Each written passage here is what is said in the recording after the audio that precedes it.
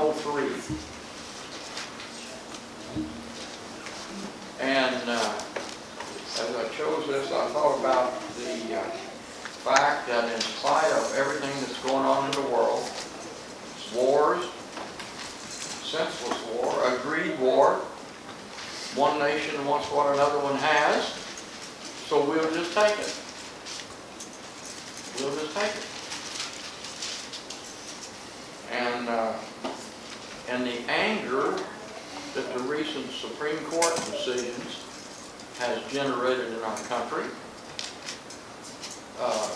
here we Christians, we have patiently prayed, waited for God to work for nearly 50 years. And He did. He answered our prayers. And so, but in spite of that, we have people out there that hate us.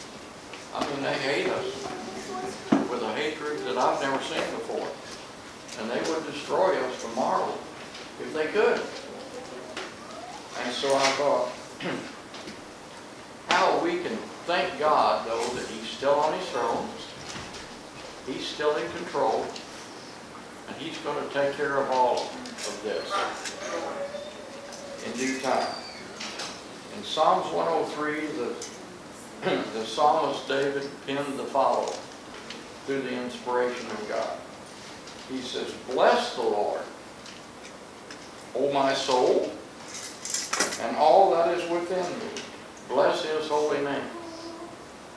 Give thanks for everything that I have, for all the privileges that I enjoy, for all the benefits I enjoy by being a child of His." Verse 2, he says, "Bless the Lord, O my soul, and forget not all of His benefits."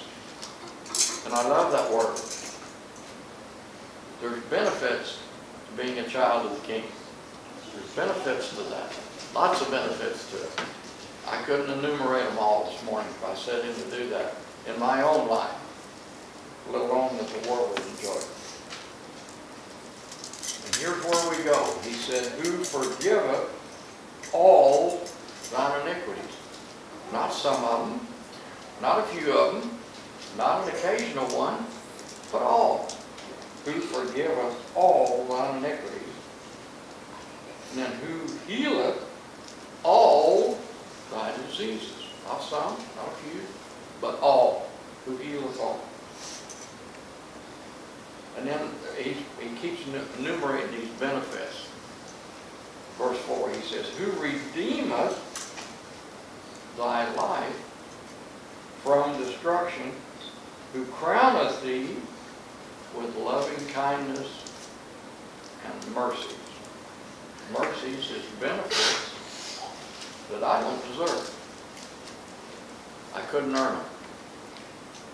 So I get benefits that I didn't even work for. They're mine. Verse 5, "Who satisfieth thy mouth with good things, so that thy youth is renewed like the eagles." And I thought about it. We as Americans, and still today, although decisions made by those in power has caused us to have to pay more for it, we still enjoy the greatest food supply that man has ever known. It's on every corner that we enjoy that. Verse 6, "The Lord executeth righteousness and judgment for all that are oppressed." Now it may look like today that Satan has the upper hand, that good and evil is winning, but we know that in the end, the Lord's righteousness and judgment will win out. Verse 7, "He made known His ways unto Moses, His acts unto the children of Israel. The Lord is merciful and gracious, slow to anger, and plenteous in mercy." Thank goodness, God's vessel of mercy never runs dry. It's an endless supply. Thank goodness for that. Verse 9, "He will not always chide, neither will he keep his anger forever. We talked about it a little bit. We talked about it from time to time. We didn't see how God could go on without judging our nation for some of the things that we're doing. Didn't see how he could do that. Because he says he won't put up with it forever. And the psalmist knew that very well. That's why he says that here.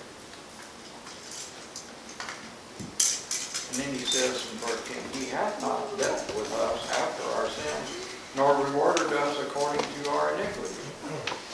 Hope he never does.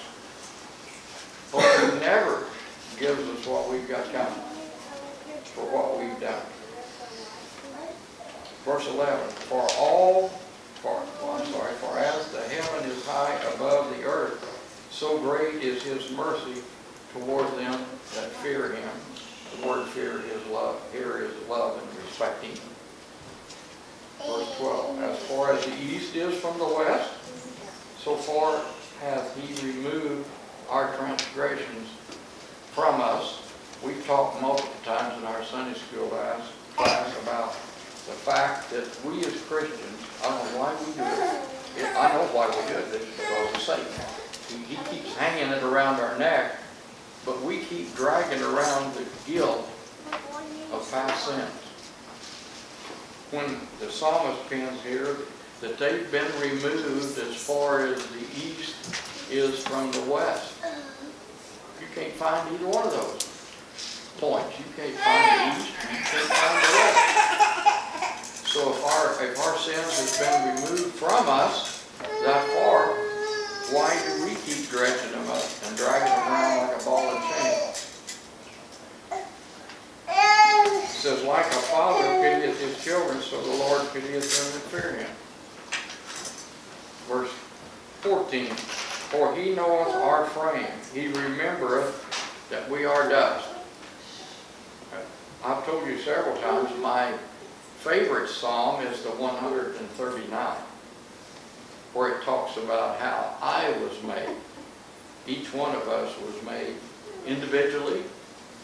God personally involved himself in every one of us coming on this earth. How we were designed, our personalities and everything. God personally got involved in that. That's why the psalmist says, for he knows my frame. He made me. He should know me. As for man, his days are as grass, as a flower of the field, so he flourishes. He talks about man's span of time on the earth. Verse 16, for the wind passes over it, and it is gone, and the place thereof shall it no more. Know it no more.